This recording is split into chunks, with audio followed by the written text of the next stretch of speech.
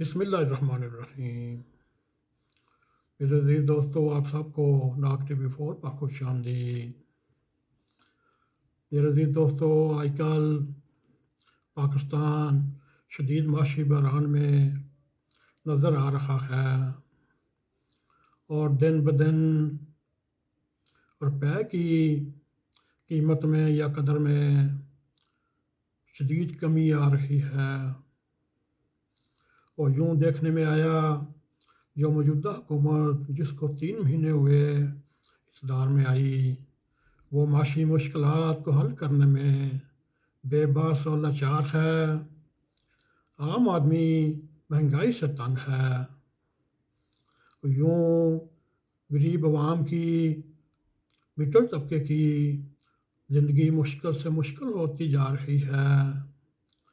یوں 3.5 مہینے پرانا وزیر اعظم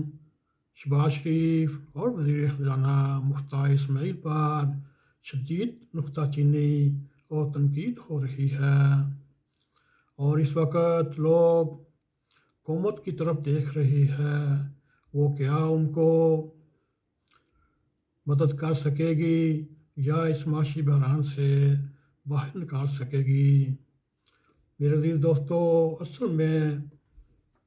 سوال یہ ہے، موجودہ معاشی بحران کا حقیقی ذمہ دار کون ہے؟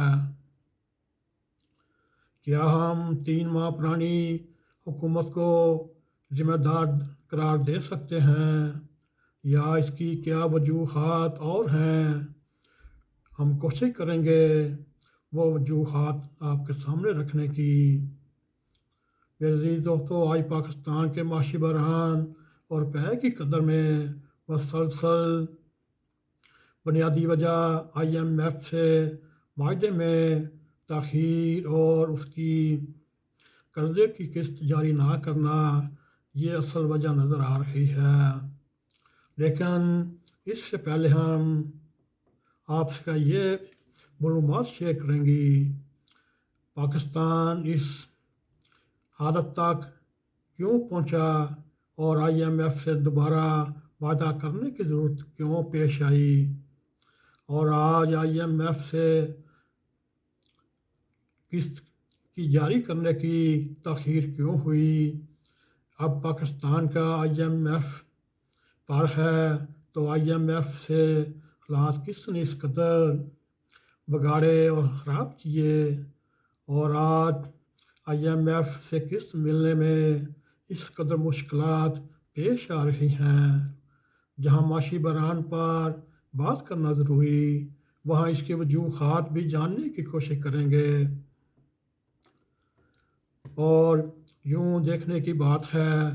افسوس کی بات یہ ہے، پاکستان کی معاشیت بھی اب سیاست بن چکی ہے۔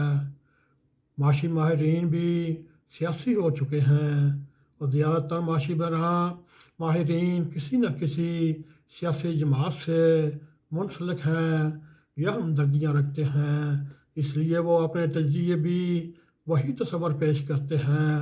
جو ان کے پیچھے یا ان کے دماغ میں سیاسی بیانیے ہوتے ہیں۔ پاکستان میں نیوٹرل معاشی ماہرین کی شدید کمی نظر آ رہی ہے۔ میرے عزیز دوستو، اس کی ایک وجہ یہ ہے، بطور معاشی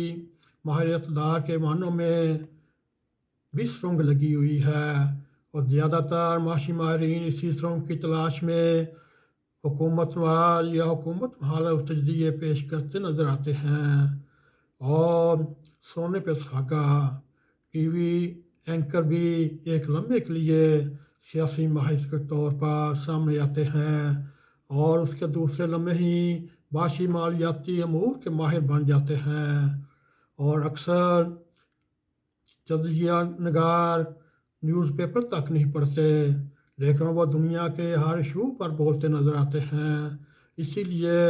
غیر جانبدار اور پرمغرض گہرا سیاسی تجزیہ تلاش کرنا بہت مشکل ہے۔ میرے عزیز دوستو، دنیا کے مشہور و معروف معاشی ماہر عاطف میاں نے اپنے حالیہ ٹویٹر پر ایک ٹویٹ میں لکھا، پاکستان کے IMF سے اپنے معاملات خراب کر کے اس نے معاشی بحران کو خود دعوت دی۔ ان کے مطابق اگر طریقہ عدم اعتماد کے موقع پر عمران خان پٹرول کی قیمت کم نہ کرتا اور بجلی کے پرائس بھی اور نہ کم کرتا، اور اس نے یہ کم کر کے IMF کے ساتھ جو معاہدہ تھا اس کو توڑا، اور ان کے مطابق اس وقت جب عالمی دنیا میں تیل اور توانائی کی قیمتوں میں مسلسل اضافہ ہو رہا ہے، دنیا بھر میں تیل پٹرول کی قیمتیں بڑھ رہی ہیں، پاکستان نے IMF سے پٹرول پر لیوی لگانے کا وعدہ کیا تھا، اور یہ معاہدہ عمران خان کی حکومت نے کیا تھا، اور جب ان کے خلاف طریقہ عدم اعتماد اسمبلی میں آ گئی اور انہیں یہ یقین ہو گیا کہ اب ان کے اقتدار سے جانے کا وقت آ چکا، میرے عزیز دوستو، انہوں نے IMF کے معاہدے کا انحراف کیا، یعنی خلاف ورزی کی، یعنی کہ توڑا۔ حالانکہ IMF کسی حکومت کے ساتھ معاہدہ نہیں کرتی، وہ ریاست پاکستان کے ساتھ معاہدہ تھا، اس لیے آنے والی حکومتیں بھی اور حکومتوں کے کیے ہوئے معاہدوں کی پاسداری کرتی ہے۔ عمران خان کی جانب سے معاہدے کی خلاف ورزی کی وجہ سے آج پاکستان IMF سے معاملات طے کرنے میں شدید مشکلات سامنے آ رہی ہیں۔ اس کے رکنے کی وجہ یہ ہے عمران خان نے معاہدے سے انحراف کر کے IMF سے معاملات کو اس نیچ پر لے کر چلا گیا، اور اس کی قیمت آج تک پاکستان بڑھ رہا ہے، اور جس کی قیمت آج پاکستان بھی چکا رہا ہے، کیونکہ معاہدے پاکستان کے ساتھ ہوتے ہیں، اور آج پاکستان اپنی اس قیمت کو چکا رہا ہے، روپے کی قدر کی کمی، معاشی عدم استحکام اس کی وجہ ہے، اور اوپر سے سیاسی بحران کے حالات شدید خراب ہو رہے ہیں۔ میرے عزیز دوستو، ہم کوشش کر رہے ہیں ایک ہی ایپیسوڈ میں یہ مضمون مکمل کر رہے ہیں۔ میرے عزیز دوستو، یوں پاکستان کے ماضی بھی ہم سے بھرا ہوا ہے، ہم ماضی میں بھی عالمی معاہدوں کو توڑ کر سبق نہیں سیکھتے۔ ریکوڈیک ہمارے سامنے ہے، ہم نے اس معاہدے سے انحراف کیا، جیسے IMF کے معاہدے سے مکر گئے۔ ریکوڈیک نے پاکستان کو عالمی سطح پر بہت ناکوں سے لکیریں کٹوا کر ہمیں شرمندگی دی، اور ہمیں جرمانہ بھی ہوا، اور دنیا والوں نے ہمیں عالمی معاہدوں کی پاسداری کرنے کی تلقین کرتے رہے، لیکن پاکستان کی رولنگ کلاس یعنی VIP اسٹیٹس والے یا اسٹیبلشمنٹ والوں نے کوئی سبق نہیں سیکھا۔ شاید اس کی وجہ یہ تھی میرے عزیز دوستو، ریاست نے ریکوڈیک کا معاملہ خراب کرنے والوں کو اور ان کا احتساب نہیں کیا۔ اگر ان ریکوڈیک کے مسئلے میں مشکلات میں دھکیلنے والوں کو اگر اس وقت سزا مل جاتی تو آج عمران خان کی ضرورت نہ ہوتی کہ IMF کے ساتھ معاہدے توڑا جائے، اور پاکستان کی عالمی عدالتوں میں بستی اور سبکی ہوتی رہی، اور اسی وجہ سے آج عمران خان کو بھی IMF کے معاہدے سے انحراف پر حوصلہ ملا، اور پاکستان میں ایک ایسا ماحول بنا دیا گیا کہ عالمی اداروں سے مدد لینا بہت مشکل ہو چکا ہے، اور جو ریکوڈیک جیسے عالمی معاہدوں کو توڑتے ہیں وہ پاکستان میں VIP کی زندگی گزارتے ہیں۔ کیا ذاتی مفاد کے لیے یا اپنے حصول کے لیے لڑی جانے والی سیاسی جنگ میں ریاست پاکستان کی قربانی دی جا سکتی ہے؟ کبھی حب الوطنی کے نام پہ، کبھی سیاسی مقصد کے عالمی معاہدوں کو بعد دوڑ لگا دیں۔ یہ نہیں کہہ رہا کہ عمران خان پہلے سیاستدان ہیں جنہوں نے یہ کیا اور ماضی میں بھی پاکستان کے ساتھ ایسے ہی کھیلتے رہے اور کھیلتے رہے، ایک دوسرے کو چور کہنا، ڈاکو کہنا، اور جب عالم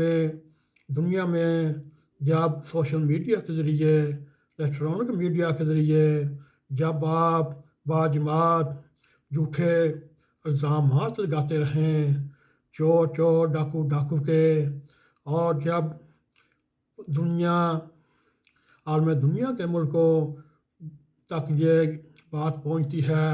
کہ پاکستان کی سیاستدان، پاکستان کی ایلیٹ کلاس چور ہے، ڈاکو ہے، اور اس کے ساتھ پاکستانی قوم کے ذہنوں میں